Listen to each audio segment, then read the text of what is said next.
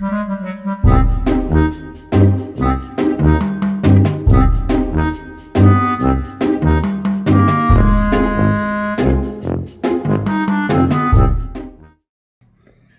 all, and welcome to the channel. It's been a while since I've made a regular video, and really nothing's going on. Life is just life, and it's just busy kind of.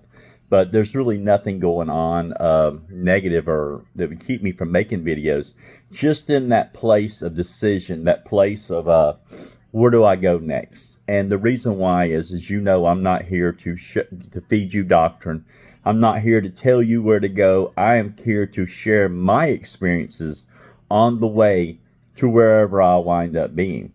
And along the way, I find a lot of interesting questions within myself that I ask, and I'm like, well, I don't know if I really want to put that on the air because it may be negative, but I'm going to do it today.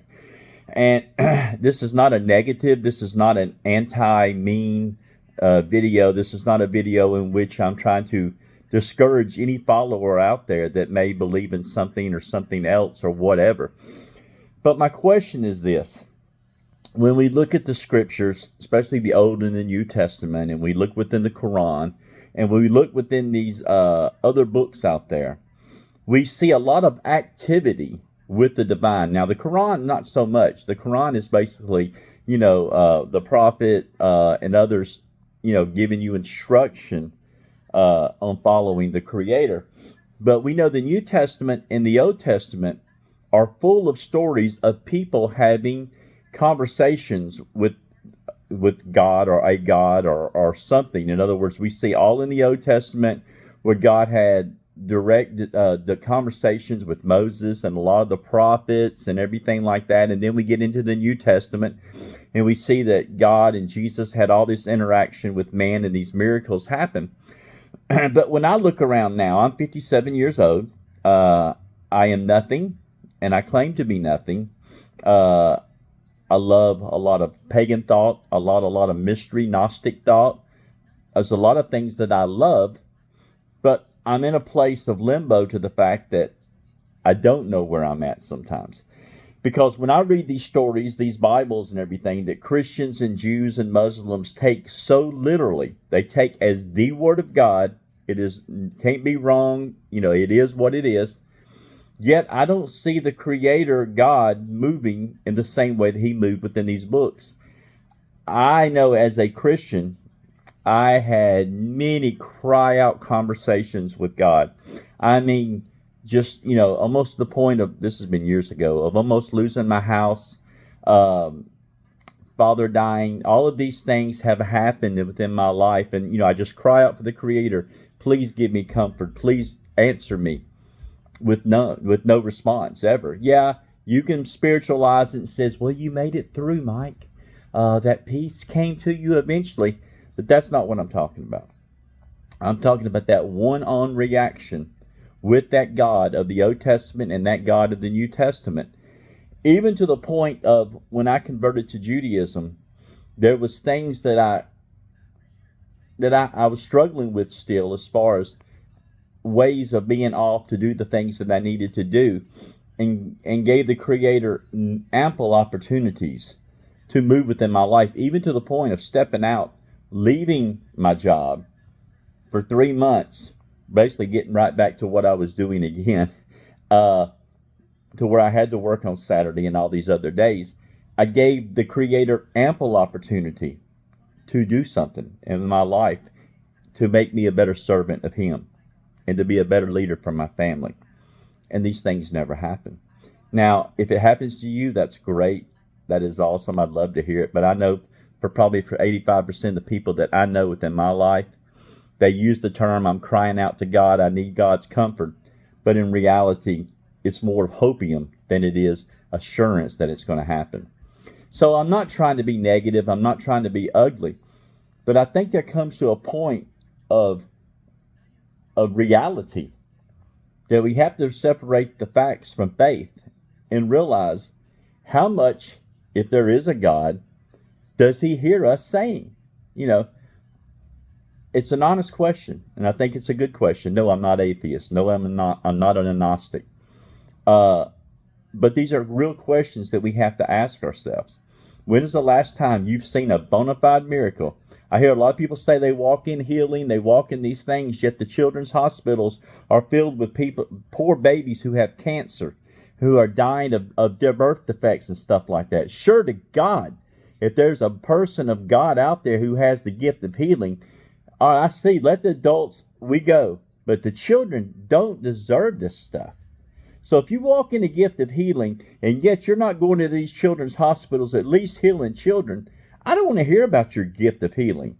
And I don't want to hear about you saying that the other person didn't have enough faith. Bull crap. God created us. God can heal us no matter what our circumstance is. But it don't happen. It doesn't happen. People praying for financial miracles and stuff like that. And yet they wind up, they make it month to month. I see them making it. But it's mostly things that they're doing themselves to help them get through. Now, I'm not trying to be blasphemous. I'm not trying to be an antichrist per se. But where is this God that we keep talking about? Now, I am beginning to understand this God of consciousness.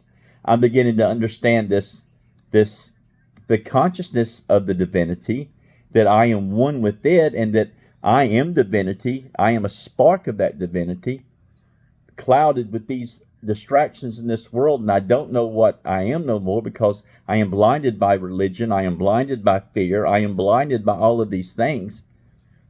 But I do understand, I do feel and seek and feel a presence when I get into the consciousness of the Creator. When I'm not begging Him and asking Him to be with me for that day and asking Him, no, when I become one with Him, or it, or she. Let me say that. Let me kick my own butt here. When I get one with her or it, I feel something. I feel a peace within my life. Not asking for miracles. Not asking for these things. I'm just seeking for my place within it. The creation, the Creator, the ultimate consciousness. This is what the early Gnostics taught about. This is what really, if you want to get into Norse and some pagan mythology, this is what they're talking about. Being one with the ultimate source is what we're supposed to be doing. So don't take this video wrong. I'm not bashing people that believe in a God of the Old Testament, New Testament. That's where you're at. I'm not coming against that, and I certainly don't have all the answers here. I'm asking legitimate questions. Are you having the same abilities to speak to this God as Moses, Joshua, Isaiah, all of these people did? Like Jesus did? Are you seeing His hand move? And please don't use nature. Please don't use the sun and the moon and stuff like that, because pagans have been doing it for years, and it's fine. I get it. It is a sign of source. But are you truly having the relationship? First of all, let me tell you something. You say you're in covenant with this eternal God. How can you be in covenant if you're only a one-side conversation, if it's a one-side thing? And answer me that. So that, like I said, I'm not banging, beating up on people. These are really questions that I have within my mind. Where is this God of the Old Testament? Where is this God of Jesus? Where is Jesus? The world's going to hell in a hand. Oh, it's prophecy. No, it's not. Jesus says that as He ascends, darkness will decrease. Well, darkness has done nothing but increase. Well, that's the heart of man. Well, Jesus says He can change the heart of man. I'm telling you now, the Old Testament, the New Testament, the Quran, these are all spell books. They are all magic spell books, and I'm not saying there's anything wrong with it, but it's to keep you under a spell of thinking that you are absolutely correct in your belief system, because your spell book says that if you do these things, you are. It's time to break these spells. It's time to come outside of this box and realize there's so much more. Do I have the answer? Absolutely not. Am I seeking the answer? I absolutely am. I'm a man who gets up at 1 o'clock in the morning, and by the time I get home at 12 or 1, I'm exhausted. I do get a nap, but I don't have all this time of meditation and reading that I used to have. So I'm still seeking also. But I do know there's something about that meditation, that quietness. There's something about being at one with the source. And then want to learn more about shamanism, about how I'm dealing with these elements and these energies. Because see, I see a lot of these gods, as you would say, Hercules, Thor. These are energies to me. They're energies that you can call upon to receive. In other words, if I need to defend my family, to call upon Thor or something like that is not to call upon a god up in the sky. It's a spirit. It's an energy to give me help me have that protected spirit. That's all it is. There's only one source. There's only one. Non-duality. But within this realm that we're living, there's energies that affect us. There's archons. There's things that are here to confuse. Some are to help. They're not all bad. But many are to keep us locked up into this maze, locked up into this crap that we're in. You know, we got TV, we got sports. I love all these things. And that's a problem because they keep us distracted. So don't get mad at this video because it's not an anti-anything. It's an honest question that I'm asking people out there.